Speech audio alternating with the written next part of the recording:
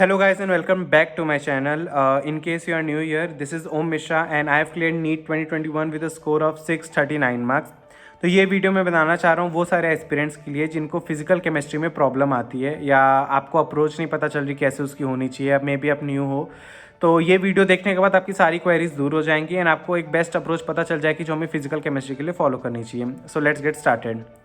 सबसे पहला पॉइंट जो मेरा है कि आपको फिजिकल केमिस्ट्री के चैप्टर भी उतने अच्छे से समझने हैं जितने आप इनऑर्गेनिक के समझते हो।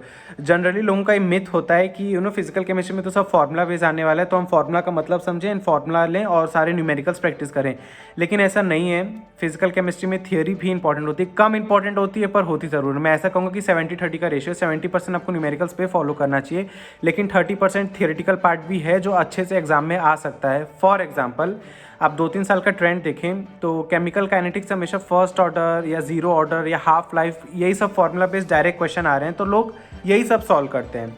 लेकिन अब इस साल का केमिकल काइनेटिक का क्वेश्चन देखें जो नीट में आया था वो पार्ट जो सब बच्चे इग्नोर करते हैं, एक्टिवेशन पार्ट वाला, कि एक्सोथर्मिक है, एंडोथर्मिक है, ग्राफ कैसा होना चाहिए। बहुत छोटी चीज़ है लेकिन ये भी आपके एनसीईआरटी का ही पार्ट था, एंडिंग का पार्ट था जो लीस्ट इंपॉर्टेंट में कंसिडर किया जाता है, लेकिन क्वेश्चन इस बार वहीं में से आया।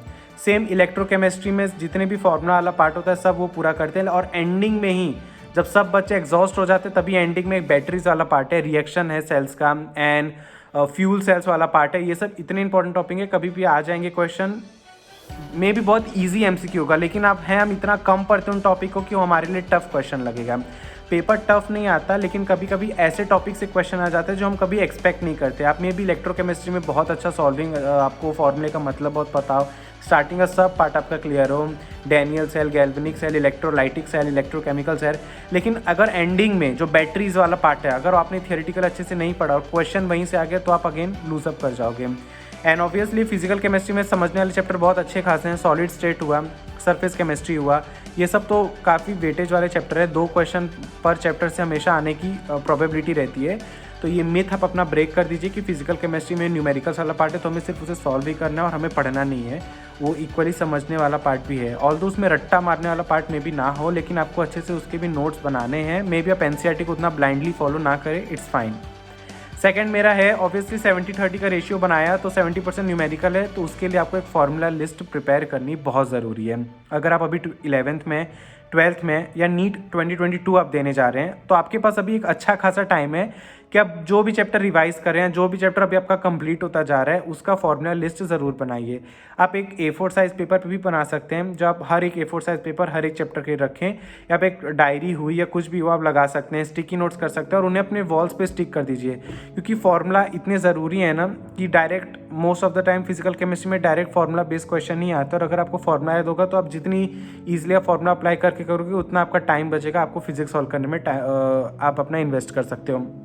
तो प्लीज़ फार्मूला लिस्ट और वो सब ज़रूर बनाइए। तो जो नेक्स्ट पॉइंट है मैं आपका अटेंशन चाहता हूँ वो है कि आपको मैक्सिमम प्रैक्टिस करनी है। फिजिकल केमिस्ट्री का एक लौता वो पार्ट है जहाँ से मैक्सिमम आपकी स्पीड चेक हो सकती है कि आप कितने फास्ट सॉल्व कर सकते हैं। वो तभी होगा अगर आप बहुत ज़्यादा क्वेश्चन प्रैक्टिस करेंगे। तो फिजिकल केमिस्ट्री में क्वेश्चन प्रैक्टिस करना मस्ट है। आप ये नहीं कि फॉर्मूला पता चल गया, 2-4 क्वेश्चन आपने देख लिया, सॉल्व कर लिया, उससे आपका काम बन जाएगा, ऐसा नहीं। आप जितने क्वेश्चन पर चैप्टर से आपको 200-300 एमसीक्यू करना तो मस्ट है जब वो चैप्टर कंप्लीट हुआ है आपका।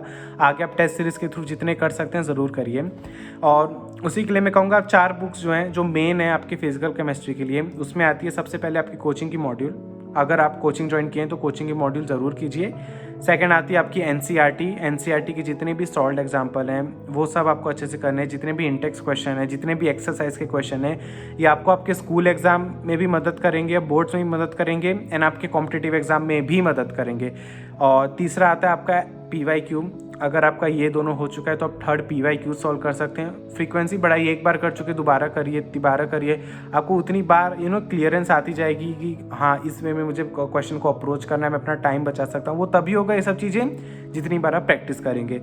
चौथी बुक मैं कहूँगा एग्जाम्पलर। ये 4 बुक के अलावा आपको कोई भी करने की ज़रूरत नहीं है। फिर भी अगर आपको अपना और बढ़ाना है तो आप may be JEE oriented book कर सकते हैं, लेकिन एक नीट स्टूडेंट के लिए ये 4 बुक करना तो मस्ट है। अगर आप ये कर चुके हैं उसके बाद आपकी मर्जी, आपको आगे जाना है कि नहीं। तो मैंने अपने प्रीवियस वीडियो में भी एग्जांपल दिया हुआ है कैसे थर्मोडायनेमिक के एक्सरसाइज के क्वेश्चन आपके नीट 2020 में आ चुके हैं। विदाउट वैल्यू चेंजिंग, या सॉल्युबिलिटी प्रोडक्ट का जो आप अपने एनसीईआरटी में जाएंगे तो सॉल्युबिलिटी प्रोडक्ट का एक सॉल्ट एग्जांपल दिया हुआ है NiCl2 का इक्विलिब्रियम के सबसे लास्ट पेज पे, वो एज इट इज़ नीट 2020 में आ चुका है, उसकी वैल्यू तक चेंज नहीं की थी।